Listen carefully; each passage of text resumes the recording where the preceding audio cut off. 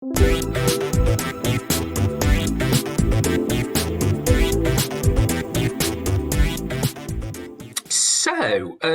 if you cast your mind back 12 to 18 months ago, you may remember that we circulated a membership survey, and that was to find out what you wanted from a Heritage Volunteering Group moving forwards.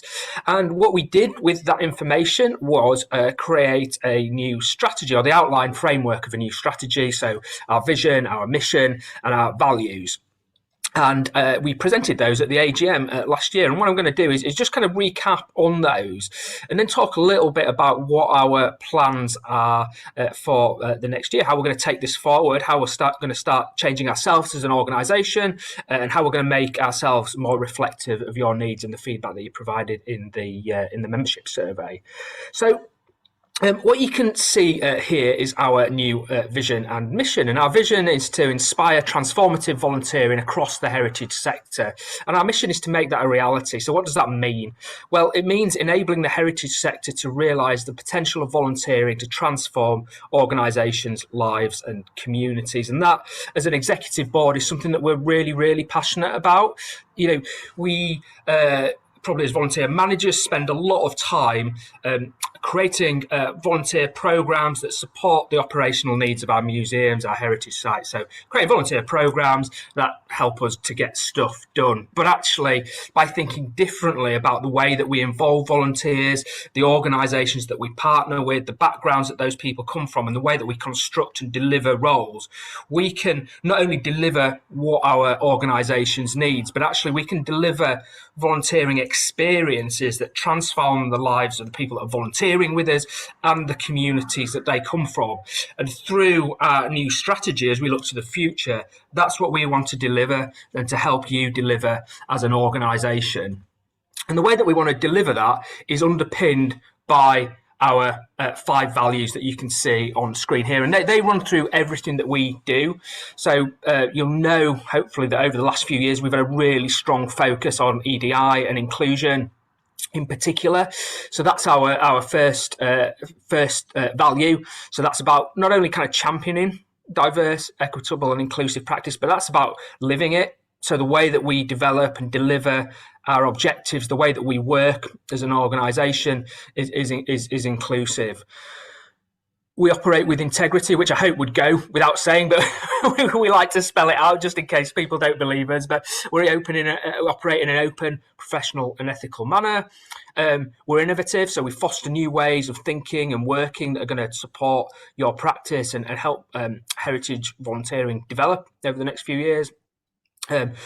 We are collaborative, so we inspire and empower others to collaborate, but equally we work with others, and you'll see that actually as we get into the objectives, that a lot of our work, certainly over the next 2-3 years, is very much focused on collaboration and partnership working. And then ultimately we're supporting you as members and the organisations that you come from to deliver greater impact, to deliver those transformative volunteering experiences that we talk about. And so the way that we will deliver that vision and mission is across kind of 4 key strategic areas. This is a bit of an old slide, but we've changed the focus of capacity building and organisational development. But I'll talk about that in a moment. But the first area you can see there is advocacy, and that means that we're going to be focusing on working more effectively with sectoral bodies. So we want to be able to promote volunteering, but we also want to be able to develop relationships that are going to help us deliver our mission and our values as well. So part of the work that we're going to be doing over the next 12 months is to identify key partners that we can work with that are going to strengthen our advocacy offer, but also we're going to be working with you and other heritage organisations as well to understand what are the key messages that we should be advocating for around volunteering. You know, what is it that you want us to advocate on your behalf for? And then as we move into the future, we'll be using those partnerships that we've developed to amplify those key messages so that we can really advocate far more effectively on your behalf than we have done in the past. The second area, which is termed capacity building there, but we've actually changed that. So we're now calling that organisational development. So at that top level, it's about advocacy and working across the sector.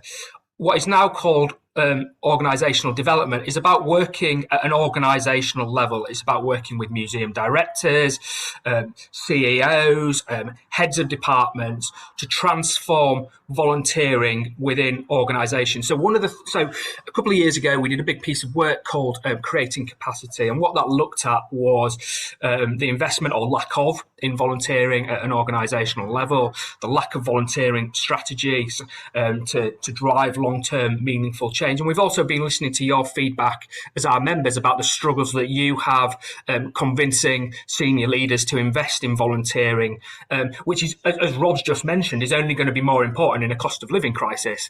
So what that element of our strategy is focused on is working at a senior level within organisations to change attitudes towards volunteering.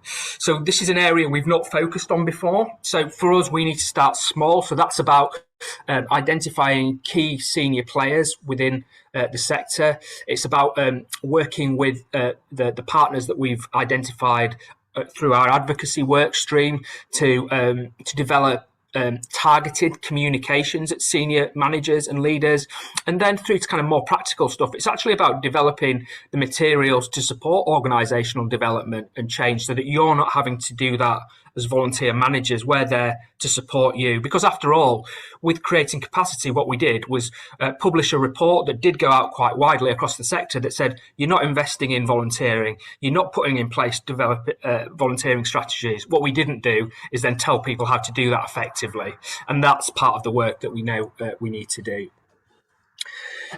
Over the nearly 10 years, and it is our 10th birthday this year, the focus of much of our work really has been talent support. So it's been on you, it's been on our members, making sure that you are connected to one another, are able to learn from one another, have the support that you need to grow and develop. So that will continue to be a big area of focus for us.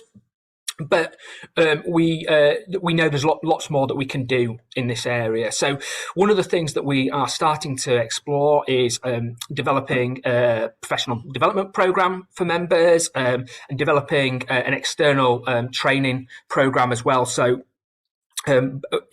bringing or providing in-person paid for training opportunities, and that's something that we're quite excited about. It's something that we know members have asked for. So feedback from the conference was that actually people want in-person events to come back.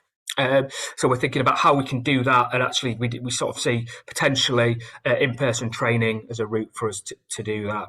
And of course, a lot of the work that we do at the moment, so we will be having the conference again this year. Hopefully that's going to be toward the back end of November, but we'll be putting something out about that later in the year. We'll be continuing to publish our newsletters that go out twice a month, so staying connected and monthly masterclasses, and we'll be continuing to run our events programs as well. So there'll be lots of great stuff for you guys to get yourself stuck into.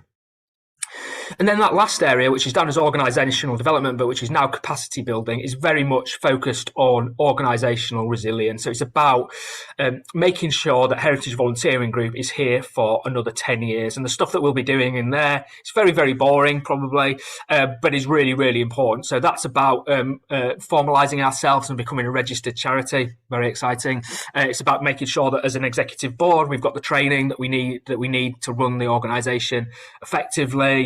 And it's about making sure that we've got all of the policies and processes in place, which is not very exciting.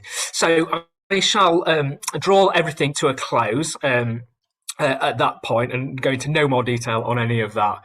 But it's going to be a really exciting period for us. We've got an incredible executive board, and we are really excited about how we are going to grow and develop as we move forward. And what I should say is that there are going to be opportunities for members, for yourselves, to get much more involved in the activities that we're delivering in the future. So this is a chance for you to kind of get involved, shape the future of the heritage volunteering sector, to grow yourself to have those opportunities that you maybe don't get at work, to do things like run an events program, hey, Rhiannon, which you may get to do at work anyway, or in my case, to do marketing and design work that I just don't get to do, but I find incredibly rewarding. So do watch this space, and we'll be in touch with more information in the future.